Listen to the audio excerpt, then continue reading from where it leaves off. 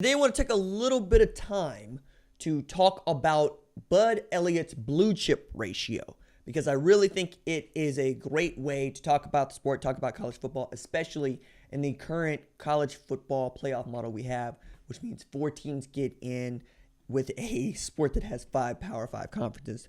But the way this works is since the rankings era began with the internet, we can basically trace back to, 98, 99 that the teams that have had the most blue chips have the best chance to win a national championship, and frequently the team with the most blue chips wins a national championship that year.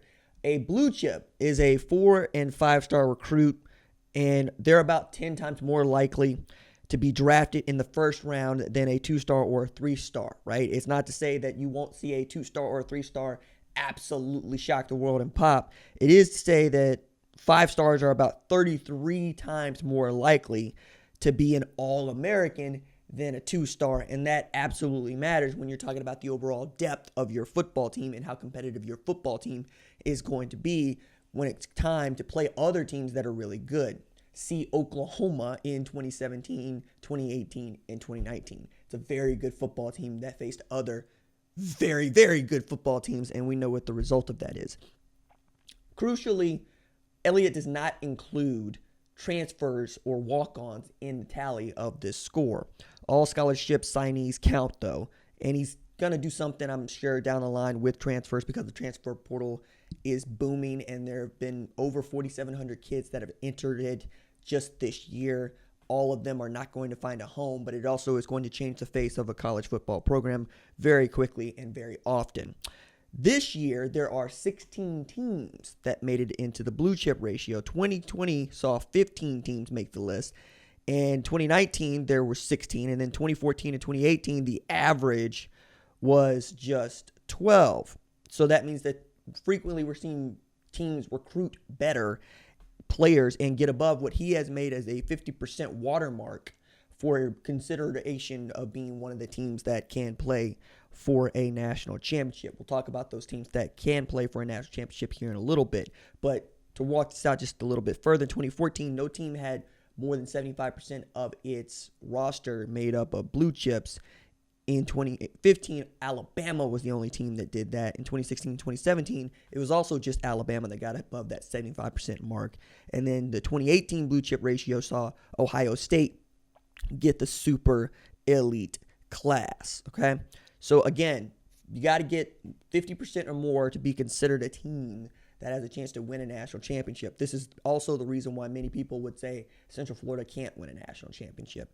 I think at some point we're going to see a quarterback who is absolutely amazing in his ability to play the game at the most important position on the field with a top 30, maybe even top 40s sort of blue chip ratio, win a national championship. But that's going to have to come in an expanded playoff. I just don't see that happening in a 14 playoff in the BCS era or certainly in the Bowl Alliance. Okay, so let's talk about the teams that have done the most with the blue chip ratio here in the last few years before we get to those teams that have hit the 50% threshold this year. 2020, Alabama had 83% of its roster made up of blue chips and won the national championship 13-0, okay? 2019, LSU won it with 64%, and we all know the defense was not really that strong. As a matter of fact, people want to dunk on Alabama's defense for how Ole Miss was able to go after them without actually bringing up that Texas damn near had LSU dead to rights, right, in that September. And Auburn was right there later on in the season. Clemson hit 61% and took the national championship 2018 with a true freshman quarterback who was also transcendent and has made 4 playoff teams with blue chip ratio schools over 50%. Alabama won it all in 2017. Incredible mark of 80% at the time of their roster was blue chips. Clemson, 2016 national championship with 52%, just barely getting above that threshold to show you what a lower tier team can actually do. In 2015, Alabama had 77% of its roster made up of blue chips. 2014, Ohio State had 68% of its team made up of blue chips. In 2013, Florida State had 53% of its team made up of blue chips. In 2012, Alabama had 71% of its team made up of blue chips, and the only team to hit the blue chip ratio watermark of 50% or more in 2011 is Alabama. So I just rattled off to you the teams that won the national championships going back to 2011, courtesy of Bud Elliott and his outstanding work over there at 247 Sports. Now I want to talk a bit about the teams that managed to make the 50% watermark and hit the blue chip ratio from the least to the most. Okay, USC's at 53%, and they're getting better. They picked up Michael Williams as a 5-star commit, which is tremendous. USC going with this Take the West moniker, but also what Clay Helton told me on the number one ranked show, we are a national program. We are going to recruit nationally, and they feel like they are recruiting like they're in the Pete Carroll era once again. Miami's at 55%, Notre Dame's at 55%, Penn State's at 56%, Oregon is at 56% after some outstanding moves by Mario Cristobal. Auburn is at 56%, just kind of sleeping on. I think we're sleeping on Auburn there. Michigan's at 58%. Texas A&M is at 61%. That is also the biggest riser in this list, and it's the reason why a lot of people like Texas A&M coming out of the SEC West. I'm not one of them because I don't know that Haynes King is the dude. If he ends up being the dude, I need to see it first.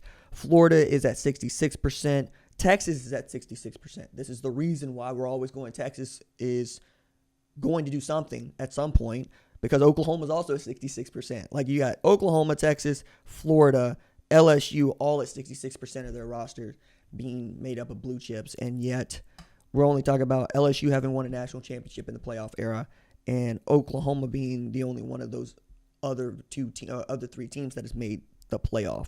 Clemson's at 67%. Ohio State's at 79%. Georgia's at 80%, and Alabama's at a gaudy 84%. So if you're picking a national championship, it behooves you to pick Alabama, Georgia, Ohio State, Clemson, and then you can take a few shots with LSU, Oklahoma, Texas, and Florida. I still believe this is Oklahoma's year to win a national championship.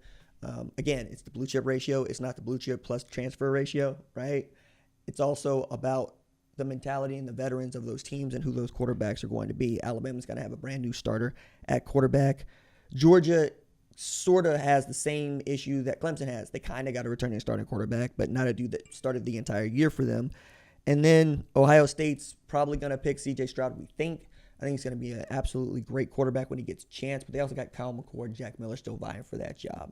So I want to take a little bit of time, talk about the blue chip ratio, came out on Monday, and let me know what you think of this system of basically bench racing the national championship in June, as it were. All right, that's it for me. Deuces.